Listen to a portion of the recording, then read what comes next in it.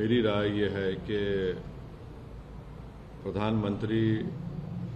हर प्रधानमंत्री देश का 15 अगस्त के दिन लाल किले से मुल्क की आवाम को, जनता को अपने भाषण के जरिए ये बताती है कि उनकी सरकार ने क्या किया या क्या करने वाले हैं। एक रिवायत रही है। मगर प्रधानमंत्री 15 अगस्त के दिन 2025 में खड़े होकर आरएसएस की तारीफ करना, उनके 100 साल के मुकम्मल होने पर उनके बारे में प्रधानमंत्री ने देश को जो बताया है, मैं समझता हूं कि ये हमारी जंग आज़ादी की जद्दोजहद की एक बहुत बड़ी तौहीन हुई है। इसलिए कि आरएसएस और उनकी जितनी तंजीमें हैं वो तो जंग आज़ादी में हिस्सा नहीं लिए, बल्कि वो तो अंग्रेज़ों की ताईद में रहते थे और वो अंग्रेज़ों से ज़्यादा मुजाहिदीन आज़ादी से नफरत करते थे, चाहे गांधी हो या जितने बड़े बड़े नेता उस वक्त के हो हैं। तो मेरा मानना यह है कि आरएसएस हमेशा से 1925 से लेकर अब तक और मुस्तकबिल में भी वो इंक्लूसिव नेशनलिज्म की मुखालिफत करती रही।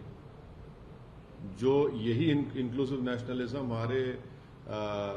जो हमारे बुजुर्ग गुजरे हैं, जो हमारे मुजाहिदीन आज़ादी गुजरे हैं, उन्होंने इसी बुनियाद पर इस देश को आज़ाद करवाया अंग्रेज़ों की गुलामी से। और जो हिंदुत्व की आइडियोलॉजी है वो हमारे भारत के संविधान के बिल्कुल खिलाफ है, बिल्कुल खिलाफ है। तो प्रधानमंत्री अगर आरएसएस के दफ्तर पर गए तो मैं कुछ नहीं बोला, क्योंकि मैं जानता था वो तो स्वयंसेवक थे और हमेशा रहेंगे।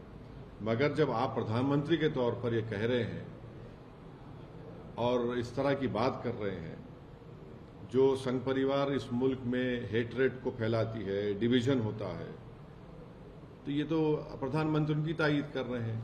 आप हम देख लीजिए कि नॉन कोऑपरेशन मूवमेंट है।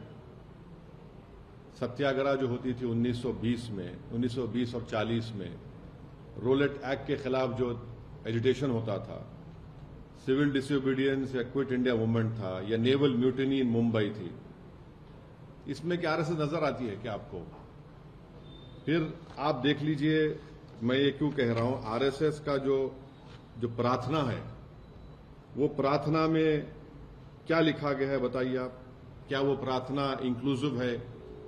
फिर आरएसएस का जो शपथ है उसमें तो सिर्फ एक ही समुदाय के रिलीजन, उनके सोसाइटी, कल्चर की बात होती है।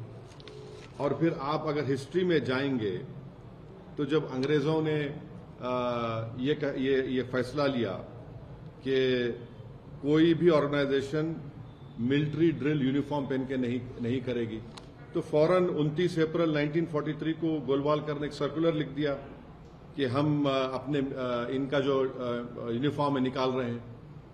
जबकि उस वक्त जो अंग्रेज बोलते थे उसके अपोजिट में देश करता था। आपने किया वो।